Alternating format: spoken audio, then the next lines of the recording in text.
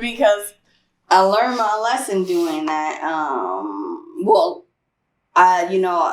In my business as the credit caterer, I'm always trying to help other people reach their overall future goals. And one time I decided to go out of logic and listen to somebody's story about how they have children and this is their goal for them, da da da da da. And but the way that they approached me was super aggressive and just didn't go with my spirit. And I was like, but I want to help people. If it helps more than you, it helps your children. I'm a sucker for kids because when I grew up, I didn't have the best experience, the most ideal situation, and so I want all children to be able to experience the best version of life they can. So that just backfired, long story short. And so I haven't made it there to where I can place the emotion aside and say, yeah, let's move forward. Because when I did, it didn't work. And so right now, I guess my thing is, how do I don't let that one time tarnish. And I think I'm unpacking and answering my own question at the same time right now, because in my own, in other relationships, I've been heartbroken before. And I always tell myself that I refuse to let that person hurting my feelings determine how I'm going to move and fall in love or whatever in the future. Because then you won and now you're controlling my life and you're not even here no more. You don't even care. So I guess I can apply that same logic to... Yeah. Yes. All right. So, anywho, back to you. Because like you just stated, I'll say there's a difference in logic, emotion, and vibration. Okay. Now, we can have an emotional connection to a person and the vibration be completely off. That's like what some would say, your spirit giving you a sign. So even though you saw the need to help, because I'm pretty sure you're an altruist, and altruists will pretty much put their life on the line to make sure that somebody else is happy. It's like you get a high from seeing other people filled with joy. Which makes me feel like nobody ever is an altruist, because it's all completely selfless based on the definition. So if I get something out of it, am I really altruistic? That's how I feel. I think it depends, because if you're not putting yourself on a pedestal, then yes, you're altruistic. But now if you're putting yourself on a pedestal, then you have to feel like you have to say, I did this for this person. I did that for that person. I did that for that person. Then yes, from a narcissist perspective. Gotcha. Fair enough. I see that perspective. Go for it. So even with that situation, how I've learned to operate is, most cases, if there's like an emotional imbalance, it probably has something to do with a connection or a situation that happened outside of the mission that's trying to take place. Now, when you meet strangers, you automatically usually get a vibration, and we will go past that. Like myself, I got a vibration of being connected to a lot of individuals in my life, especially females. And I look back as to where I took the step to think with the wrong head, as we say, and I should have been an integral part in this person's life to help them grow. And I took it somewhere else because there was a certain vibration there, but I wasn't mentally or spiritually where I'm at now, to where that vibration was taken and defined as an emotional attraction. When really it was just the hurt parts of us connecting and wanting to heal, but not necessarily seeking healing, but seeking escape through each other. Oh, that's a thing. That's a whole thing right there. I feel like a lot of people do that, myself included. I've definitely done it, and I'm working through that experience right now. Healing through other people can be tricky, but at the same time, that's how most people end up healing, through experiences with other people. And so it's hard to differentiate between the two. if you're not, I guess, tapped in with yourself, vibrating at your highest level of you. And what do you, I know that you are a coach, and so what do you recommend outside of reaching out to Johnnie? Outside of reaching out to you, like, is there any books that you recommend people start with, or watching Pop, listening to Derek, things like that? First, I think the very first book everyone should read is themselves. Okay. Because even if you are getting a self-help book like 7 Healthy Habits of Highly Effective People or Rich Dad, Poor Dad, if you don't understand yourself, then you may take all of the things that's being expressed to you in that book and apply them in a completely different way. I myself have a curriculum called Steps to Greatness that I partnered with my mentor, Dr. Stephen LaFleur of Champions Choice Training Institute. And Steps to Greatness is a introspective walkthrough of you and how you respond. Everything in life is based off of 3 things: thought, desire, and action.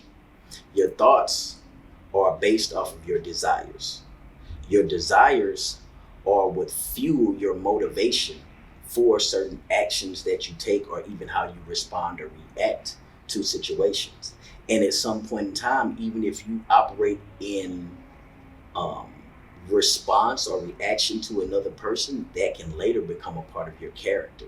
For instance, for an individual that's always used to playing the side piece, now because they're in that mindset of they can't ask or say or express how they truly feel about what the other individual was doing, even though they know they signed up for it, when they now get into a relationship with a committed individual that wants to be with them, then from that point, they're still operating from the side piece mentality of always thinking the person is doing something. And now that they have the relationship, they feel they have the right to accuse and ask, and it's really just baggage that's being carried that they never got over because they had to pretty much be a slave to somebody else's expectation to be here when I want you to, and the only way they could do that was to be fulfilled. So yeah, the first book that individuals need to study is themselves. Because if you don't know why you define certain things certain ways, God can give you the answer you want and you won't even receive it. So if individuals clip it. If individuals would like to reach out to me for that curriculum, I am more than happy to send it out to them for a small nominal fee. Right. Fair enough. I'm loving it. Okay, so back into you and your relationships. You ended up with 8 children. So, you may not have tapped into that as earlier in life. How about that? And so with those relationships that you've held with your children's parents, how is that dynamic? Is that something, from my perspective, it seems very difficult, and I'm very proud of you for being able to work that out, but I can only imagine the struggles that come with that. So tell me a little bit more about your relationship with the worst dynamic you have with one. The worst dynamic I have with one is the mentality of expectation. Okay. Because have you seen Hancock? Yeah. With Wilson. Did you notice how him and her loved each other, but they just couldn't work? Whether it was they were too much alike, but it could be a myriad of reasons. So the worst dynamic is trying to get someone to understand that even though you love them, you don't have to be with them to love them. Right. You don't have to be malicious in order to help them. And it gets to a point to where any decision you make in life that doesn't include them is taken as a personal offense or an assault. And that's really hard because when you learn social constructs, you can see a person being their own worst enemy and not even realizing it because they haven't healed through so many things of their past that now they expect you to carry that weight. So that's just like what you were saying about some people have healed through being with other people. Mm-hmm. But if both individuals are so broken to a point that they're not willing to work on themselves, then it becomes you work on you and you change this and you change that and it'll make me happy. But the person is not realizing that they'll never be happy. Mm-hmm. It's kind of like what some of us probably went through in high school. You get with a new person, or even middle school, you get with a new person and you're isolated from all of your friends. You're isolated from your family and everything because you're People trying doing to that make as this adults. right. And you're trying to make this person happy and nothing that you are doing is working. Mm-hmm. Because you can't. That's on them. Right. Yeah. Right. Okay. Yes. Okay. So is that like a struggle? How do you approach that? I've had to learn to not be reactive, which can be pretty hard sometimes because we're human. Mm-hmm. And no matter how much an individual matures spiritually or mentally, that aspect of you still has the potential to come out, Mm-hmm. depending on how certain buttons are pushed. Mm-hmm. But it's really just a matter of understanding yourself and understanding that hurt people. And I started studying more on emotional intelligence. When you elevate to a point to, like you said, being able to balance logic and emotion, Mm-hmm. then you can understand where this person is coming from, even if they're not fully saying it. Now, that doesn't mean just because you understand that you have to agree with the choice of action or their course of action, you just now know how to maneuver in trying to make things better. Mm-hmm. Mm-hmm. And not manipulate, maneuver. Mm-hmm. Right. Mm-hmm. Right. Okay, that's fair enough. What's one thing you feel you wish you would have done differently in 2019? In 2019, I think the one thing I could have done differently is not have been afraid to step out on being my true self. And that covers a lot of things. I realized where I should have opened up more to people that trust me and were willing to help me. Mm-hmm. Now, it's not to say that it slowed anything down, Mm-hmm. but now that I look back and see it, I'm like, yeah, a lot of this could have took place even sooner. Okay. So what are you going to do differently in 2020? Not hold back. Not hold back. Not hold back. Beautiful. If anybody offers assistance, then let's go for it. Okay. If I feel the urge to attempt to assist somebody or barter with them, then go for it. What's one thing that you want to manifest from that new approach on life?